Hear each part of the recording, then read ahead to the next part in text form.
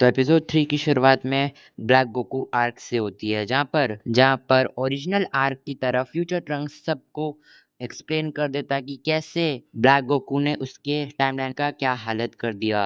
और ये चीज गोहान को भी पता चल जाती है जो कि अर्थ पे ही था। और उसके बाद फ्यूचर ट्रंक्स गोहान के एनर्जी को देख के ही चौंक जाता है और बोलता है सच्ची में इतने सालों के अंदर गोहान बहुत ज़्यादा ही ग्रो कर गया अपने पावर्स को लेके। और वहीं तभी एक पोर्टल खुलता है जिसमें से ब्लैक गोकू आता है। और ये चीज देख के गोहान बोलता है डैड मैं ब्लैक गोकू से लड़ना चाहूंगा। और गोकू भी हाँ कह देता है और तब गोहान लड़ने चले जाता है ब्लैक गोकू से। और जैसे ही गोहान ब्लैक गोकू के पास पहुंचता है वो ट्रांसफॉर्म हो जाता है सुपर सैयन 2 के अंदर। और इसके बाद गोहान और ब्लैक गोकू का फाइट चालू हो जाता है और दूसरी ओर पिकलो एक चीज सोचता है फिर बोलता है शायद मैं जानता हूँ कि गोकू ब्लैक को कैसे हराना है।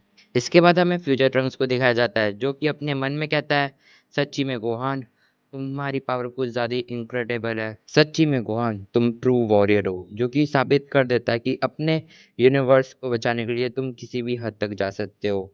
और अगर मैं सच बताऊं गोहान तो मैं थोड़ा सा तुमसे जेलस करता हूँ। इसके बाद हमें गोकू वेजिटा का सीन दिखाया जाता है जहाँ पर वेजिटा बोलता है तुमने कुछ ज्यादा ही बिलीफ नहीं रखा हुआ है गोहान के ऊपर। वो शायद ब्लैक गोकू को नहीं हरा पाए।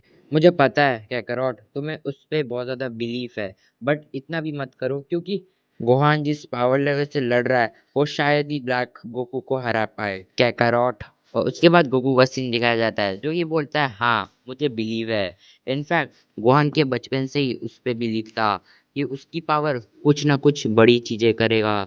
और गोहान ने ऐसा किया भी जैसे कि सेल को हराना और मार्जिन बू को टक्कर देना। उसके बाद फ्रीजा जैसे खतरनाक विलेन का वापस आने के बाद भी सामना करना और अभी ये जो कि मेरे जैसा दिखता है एक विलेन के सामने भी फाइट करना। तो तुम ही बताओ वजीटा आखिर मुझे गोहान पे क्यों नहीं बिलीव होना चाहिए। और वैसे भी वजीटा तुम तो हमेशा से चाहते थे कि गोहान हमेशा एक वॉरियर बने क्यों है ना वजीटा। फिर वजीटा कहता है हाँ क्या करोड़ एक्चुअली मैं भूल गया था कि ये गोहान वही है जिसने गोल्डन फ्रीजर जैसे आतंक को भी खत्म किया है। और गोहान की यही चीज उसे प्योर सेन वॉरियर बनाती है। और इसके बाद गोकू और वेजिटा वापस से गोहान की फाइट देखने लगते हैं। इसके बाद ब्लैक गोकू गोहान से लड़ते लड़ते ऑटोमेटिकली पोर्टल के अंदर चला जाता है और पोर्टल बंद हो जाता है। और इसके बाद पिकलो गोहान को अपने पास बुलाता है और गोहान पिकलो के पास चला जाता है।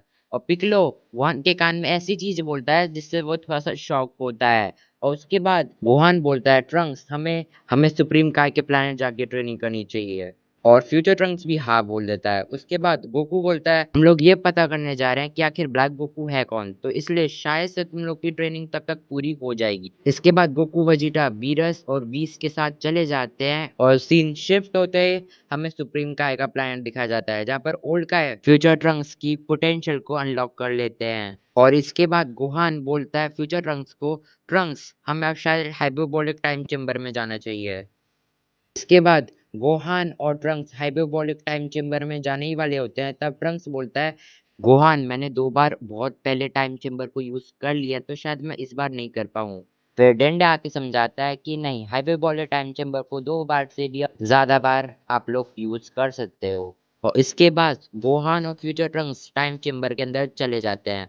और उसके बाद जब बाहर आते हैं तो वो दोनों अपने पीक फॉर्म के अंदर होते हैं और इसी के साथ हमारा थर्ड एपिसोड भी खत्म हो जाता है।